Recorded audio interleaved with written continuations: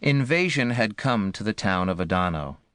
An American corporal ran tautly along the dirty Via Favemi, and at the corner he threw himself down. He made certain arrangements with his light machine gun and then turned and beckoned to his friends to come forward. In the Via Calabria, in another part of town, a party of 3 crept forward like cats. An explosion, possibly of a mortar shell, at some distance to the north, but apparently inside the town, caused them to fall flat with a splash of dust. They waited on their bellies to see what would happen.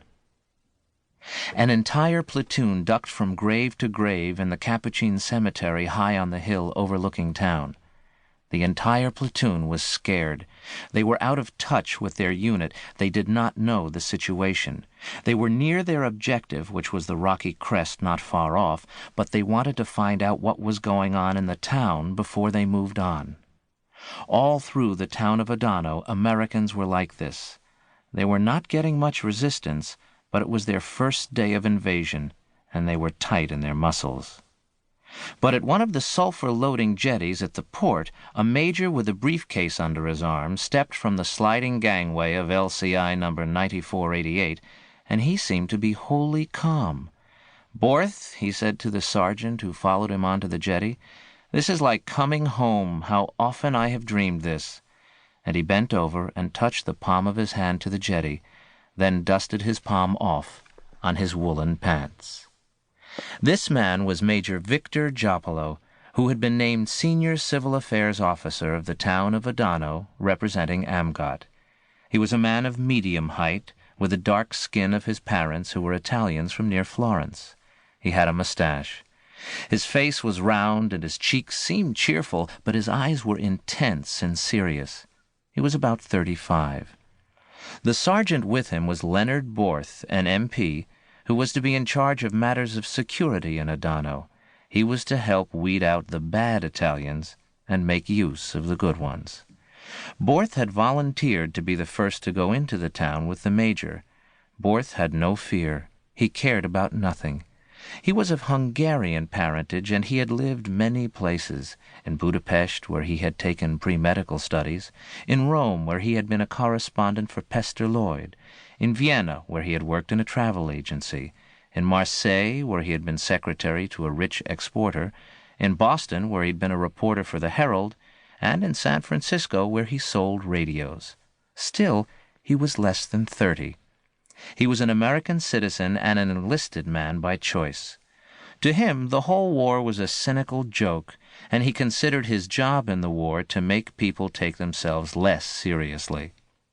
When the major touched Italian soil, Borth said, "You're too sentimental." The major said, "Maybe, but you will be the same when you get to Hungary." "Never, not me." The major looked toward the town and said, "Do you think it's safe now?" Borth said, "Why not?" "Then how do we go?" Borth unfolded a map case deliberately. He put a freckled finger on the celluloid cover and said, "Here, by the Via Barino, as far as the Via of October 28th, and the piazza is at the top of the Via of October 28th. "October 28th, the major said. "What is that, October 28th? "That's the date of Mussolini's march on Rome in 1922, Borth said. "It's the day when Mussolini thinks he began to be a big shot." Borth was very good at memory. They started walking. The major said, "I've lost all count, so what is today?" "July 10th. "We will call it the Via of July 10. "So, you're renaming the streets already. Next you'll be raising monuments, Major Giapolo, first to an unknown soldier, then to yourself. I don't trust you men who are so sentimental and have too damn much conscience." "Cut the kidding," the major said. There was an echo in the way he said it, as if he were a boy having been called wop by others in school. In spite of the gold maple leaf of rank on the collar, there was an echo. The two men walked up the Via Barino. There was nobody in the street. All the people had either fled to the hills or were hiding in bomb shelters and cellars. The houses of this street were poor gray affairs, two-story houses of gray brick with gray shutters, all dusted over with gray dust, which had been thrown up from bomb craters and shell holes. Here and there, where a house had been hit, gray bricks had cascaded into the gray street. At the corner of the third alley running off the via of October 28, the two men came on a dead Italian woman. She had been dressed in black. Her right leg was blown off, and the flies, for some reason, preferred the dark, sticky pool of blood and dust to her stump. "Awful," the Major said, for although the blood was not yet dry, nevertheless there was already a beginning of a sweet but vomitous odor. "It's a hell of a note," he said, "that we had to do that to our friends."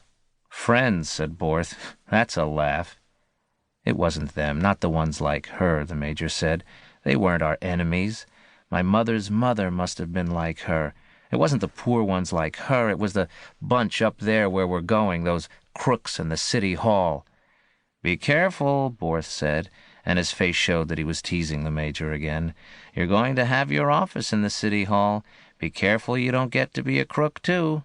"Lay off," the Major said.